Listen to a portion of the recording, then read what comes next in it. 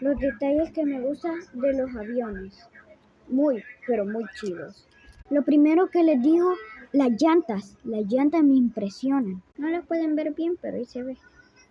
Aquí está. Las de acá. Esta es la llantita.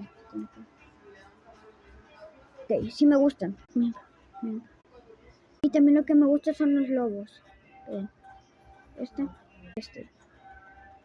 Este es un 737, bueno, un Boeing 737 MAX. Y este es un Boeing 787. También me gusta esto, lo que tiene aquí las letras. Aquí. Ay, no lo ven, pero las letras. A mí me gusta todo el avión porque está chido.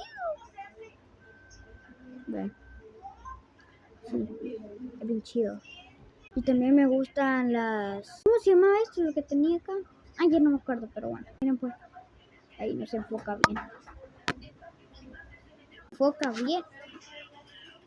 Bye. Y a todo eso. Bye.